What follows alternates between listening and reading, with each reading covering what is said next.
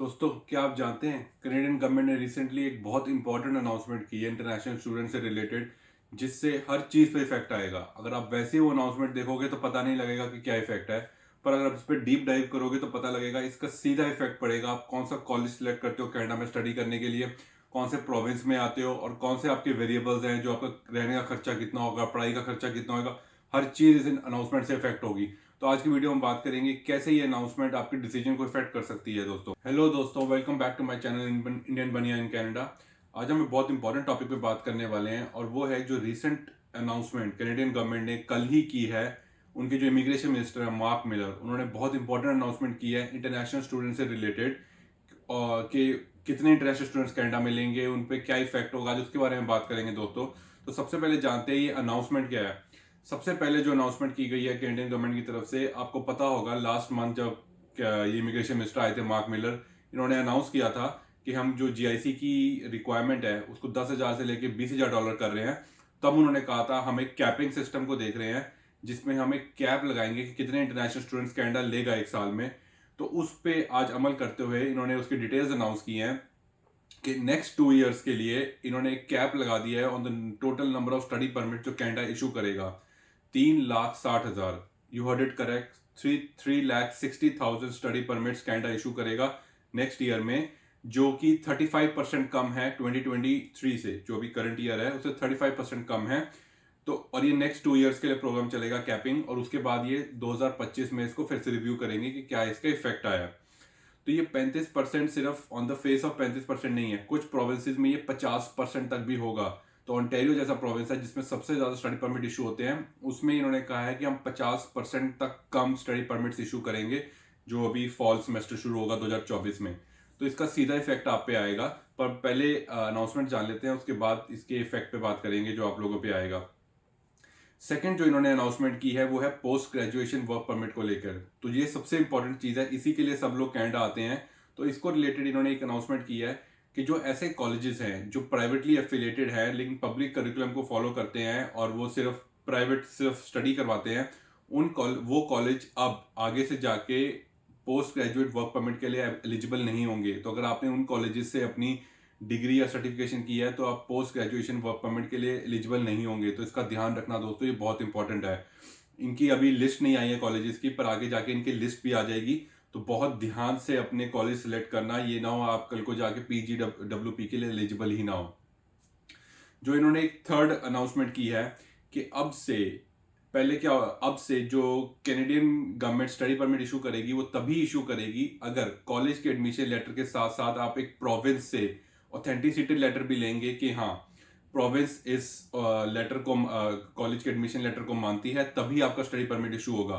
पहले क्या होता था कि सिर्फ एडमिशन लेटर के बेसिस पे आपका स्टडी परमिट इशू हो जाता था, पर अब वो नहीं। स्टडी एडमिशन लेटर के साथ साथ एक प्रोविंस से ऑथेंटिसिटी लेटर भी चाहिएगा कि ये जो एडमिशन लेटर ये ऑथेंटिक है। इसकी अभी डिटेल सामने नहीं आई है, कैसे वर्क करेगा, क्या ये स्टूडेंट को अलग से अप्लाई करना पड़ेगा जैसे क्यूबेक में CSQ अप्लाई करना पड़ता है, या अगर आप एडमिशन लेटर अप्लाई करते हो तो कॉलेज आपको खुद ही लेके देगा ऑथेंटिसिटी लेटर। ये अभी डिटेल सामने नहीं आई है, पर मोटा मोटा ये 3 अनाउंसमेंट है। तो ये बहुत इंपॉर्टेंट अनाउंसमेंट है आपके लिए कि अगर आप कनाडा आने के लिए प्लान कर रहे हैं तो ये मेजर चेंजेस हैं। तो दोस्तों आगे बात करते हैं ये सब चेंजेस क्यों की गए हैं, इनकी क्या जस्टिफिकेशन दी है गवर्नमेंट ने इन चेंजेस करने की। जो फेडरल गवर्नमेंट ने यहाँ पे जो चेंजेस अभी किए हैं, इनकी जस्टिफिकेशन क्या दी गई है। तो सबसे पहले दोस्त बात करते हैं कि कैपिंग क्यों की जा रही है। तो इसकी जो एक्सप्लेनेशन दी जा रही है वो ये है कि जो यहाँ पे कनाडा में हाउसिंग है और जो हेल्थ केयर सिस्टम है इनका आउट ऑफ कंट्रोल हो चुका है। इतनी ज़्यादा इमिग्रेशन हो रही है कि लोगों को घर नहीं रहने को मिल रहे हैं, इतने ज़्यादा किराए हो चुके हैं, अनअफोर्डेबल हो चुका है बिल्कुल। लोगों ने यहाँ पे एक बिजनेस बना लिया है कि सिर्फ इन्वेस्टमेंट प्रॉपर्टी लेते हैं और स्टूडेंट रेंटल्स बना देते हैं उनको, उनमें हाइजीन का केयर का ध्यान नहीं रखते हैं। आप लोगों ने बहुत वीडियो देखी होगी यूट्यूब पे, जो लोग कहते हैं कि कनाडा में मत आना, इतनी हाउसिंग एक्सपेंसिव हो चुकी है, ये प्रॉब्लम है। तो उसको अटेंड करने के लिए फेडरल गवर्नमेंट ने डिसीजन लिया है कि हमें कैप लगानी पड़ेगी, ताकि डिमांड जब कम होगी तभी मार्केट में स्टेबिलिटी आएगी। तो वो डिमांड को कम करना चाहते हैं मार्केट में, इसलिए उन्होंने सप्लाई जो नंबर ऑफ इंटरनेशनल स्टूडेंट बाहर से आ रहे हैं उनको रोकने की कोशिश की है, ताकि मार्केट में थोड़ी स्टेबिलिटी आए, रेंट्स कंट्रोल हो, इन्फ्लेशन कंट्रोल हो। तो सबसे पहले तो ये रीजन है इनका कैपिंग लगाने का। और जो कुछ यूनिवर्सिटीज हैं, एक अनदर रीजन ये है कि पीछे यहाँ बहुत इश्यूज हुए थे कि ऐसे ऐसे कॉलेजेस भी हैं जिनके, जैसे इंडिया में हम कहते हैं ना बीटेक डिग्री के कॉलेज खुले हुए हैं, एक एक रूम में कॉलेज बना रखा है, कोई इंफ्रास्ट्रक्चर नहीं है, कुछ नहीं है, सिर्फ डिग्री के इंस्टीट्यूट बना रखे हैं, पैसे लेते हैं और डिग्री बांटते हैं, पर इन द लॉन्ग रन उस डिग्री की कोई वैल्यू नहीं रहती है। तो आज अब इंडिया में देखोगे कोई प्राइवेट कॉलेज से किसी ने बीटेक की डिग्री कर रखी है तो उसकी कोई वैल्यू ही नहीं है मार्केट में, कि सबको पता है कि वो डिग्री कैसे ली जाती है। तो कनाडा का भी एक रेपुटेशन बननी शुरू हो गई थी कि यहाँ पे भी कॉलेजों से जैसे मर्जी आप पोस्ट ग्रेजुएट डिप्लोमा ले लो।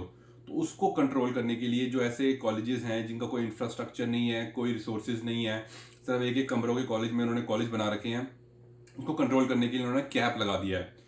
क्योंकि दोस्तों अगर आप सोचो कि अगर पहले ओंटारियो को 100 स्टूडेंट अलाउड थे, तो वो 100 स्टूडेंट उस सब में बटे हुए थे, सब यूनिवर्सिटीज में, कॉलेजेस में, क्योंकि हायर ट्यूशन फीस आती है। पर जब 50 अलाउड होंगे तो वो 50 स्टूडेंट सिर्फ अच्छे अच्छे कॉलेजेस और इंस्टीट्यूट्स को जाएंगे, और बाकी जो प्राइवेट कॉलेज और दूसरे एक कमरे वाले कॉलेज हैं वो बंद हो जाएंगे, क्योंकि वो सिर्फ रिलाई ही फॉरेन स्टूडेंट्स के ट्यूशन फीस पे करते हैं। तो इसको कंट्रोल करने के लिए फेडरल गवर्नमेंट ने ये काम किया है, और इसकी एक जस्टिफिकेशन ये भी उन्होंने दी है कि हम प्रोविंसेस से काफी टाइम से कह रहे थे कि इस पे कंट्रोल करो, क्योंकि जो पोस्ट सेकेंडरी एजुकेशन है वो प्रोविंस का मैटर है। यहाँ पे मैं प्रोविंस कहता हूँ तो वो मतलब स्टेट है, पर क्योंकि प्रोविंस एक्ट नहीं कर रहे थे, इसलिए फेडरल गवर्नमेंट ने ये कहा कि हमारे पास एक ही चारा बचा था कि हम इनटेक को ही कम कर दें, ताकि प्रोविंस फोर्स हो जाए एक्ट करने के लिए, और ये जो प्राइवेट कॉलेज जिन्होंने धंधा बना रखा है अपना सिर्फ पैसे कमाने का, वो बंद हो जाए। तो ये बहुत अप्रिशिएटेड एक्ट है गवर्नमेंट का जो उन्होंने किया है। सेकंड जो दोस्तों वही reason post graduate work permit का भी है कि प्राइवेट कॉलेजों ने ये धंधा बना रखा था पीछे, जो कितने हम इंस्टेंसेस भी देख चुके हैं, स्टूडेंट्स प्रोटेस्ट वगैरह करते हैं, तो उनको रोकने के लिए इन्होंने जो पब्लिक कॉलेजों से एफिलेट हो जाते हैं पर कोई इंफ्रास्ट्रक्चर नहीं प्रोवाइड करते, कोई पढ़ाई नहीं प्रोवाइड करते, स्टूडेंट यहाँ आके 40-40 घंटा कैश पे काम करते हैं, क्योंकि पढ़ाई तो कॉलेज में होती नहीं है, और सिर्फ डिप्लोमा दे देते हैं ताकि बाद में वर्क परमिट मिल जाए और फिर पीआर हो जाएगी। तो immigration minister was very clear, उन्होंने ये कहा कि हम जो स्टूडेंट परमिट का जो मेन एम है वो पीआर करना नहीं है, वो स्टडी प्रोवाइड करना है, अच्छी एजुकेशन प्रोवाइड करना है। तो लोग ये सिर्फ ये सोच के ना आए, जो इंडिया में या पंजाब में थिंकिंग होती है ना कि सिर्फ अगर कनाडा में सेटल होना है तो स्टडी परमिट ले लो और वहाँ जाके अपना ट्रक चला लेंगे, ये कर लेंगे, वो कर लेंगे, वो उन्होंने साफ मना कर दिया, वो थिंकिंग नहीं है। तो उसको कंट्रोल करने के लिए डिसीजन लिया गया है। और जो थर्ड डिसीजन है दोस्तों इनका, कि अगर ये जो ऑथेंटिसिटी लेटर मांग रहे हैं प्रोविंस से, सिर्फ एडमिशन लेटर के बेस पे ये एडमिशन नहीं देंगे, वो इसलिए किया गया है क्योंकि पीछे यहाँ पे आपने देखा होगा सितंबर अक्टूबर के आसपास बहुत सारे फेक एडमिशन लेटर केसेस हुए थे, जहाँ पे कॉलेजेस ने फेक एडमिशन लेटर इशू कर दिया था और उसके बेस पे स्टडी परमिट भी इशू हो गया था, पर जब वो यहाँ आए तो कॉलेज ही नहीं था, there was no way to study. तो उसके ऊपर फेडरल गवर्नमेंट के ऊपर बहुत इनकी किरकिरी हुई थी, प्रेशर आया था कि आप लोग कुछ भी वेरीफाई नहीं करते, तो आपको कैसे नहीं पता लगा कि फेक एडमिशन लेटर है और आपने स्टडी परमिट भी इशू कर दिया। तो तब इनके ऊपर इतना प्रेशर आया कि फेडरल गवर्नमेंट के पास कोई चारा नहीं था, इन लोगों को, उन स्टूडेंट्स को इनको अकोमोडेट करना पड़ा। तो वो प्रिवेंट करने के लिए इमिग्रेशन मिनिस्टर ने ये बताया कि अब वो प्रोविंसेस से चाहते हैं कि वो ऑथेंटिसिटी लेटर दें कि ये एडमिशन लेटर जेन्युइन है, तभी वो स्टडी परमिट इशू करेंगे। इससे ये होगा कि प्रोविंसेस की अकाउंटेबिलिटी होगी कि अगर वो चाहते हैं कि उनके यहाँ स्टूडेंट्स आए, क्योंकि अगर इंटरनेशनल स्टूडेंट्स आएंगे, ट्यूशन फीस आएगी, प्रोविंस को पैसा मिलेगा, टैक्स में पैसा मिलेगा, हाउसिंग में पैसा मिलेगा, हर चीज़ में इनको जीएसटी वगैरह मिलेगा। तो अगर वो चाहते हैं कि रेवेन्यू आए तो उसके लिए उनको they have to make sure जो एडमिशन लेटर इशू हो रहे हैं वो ऑथेंटिक हैं। तो उनकी अकाउंटेबिलिटी क्रिएट करने के लिए ये स्टेप लिया गया है, which is again a very good step in the right direction. Students की एक्सप्लॉयटेशन इससे बचेगी। तो दोस्तों ये मोटे मोटे रीज़न है जो कैनेडियन गवर्नमेंट ने दिए हैं अपने 3 स्टेप्स लेने के लिए। होपफुली आपको आज का वीडियो अच्छी लगी होगी और आपको इससे पता लगा होगा कि क्या ये मेजर डिसीजन है, उनके पीछे क्या रीजनिंग है। दोस्तों मैं बहुत ही जल्द एक वीडियो और लेके आऊँगा जिसमें मैं बात करूँगा कि इन स्टेप्स का आप पे डायरेक्ट इम्पैक्ट कैसे होगा, डिटेल में क्या क्या आप चीज़ें आगे आपको ध्यान रखनी चाहिए और कैसे आपको फ्यूचर में, ताकि आप इन प्रॉब्लम्स में ना फंसें। आज के लिए बस इतना ही दोस्तों, धन्यवाद, जय हिंद।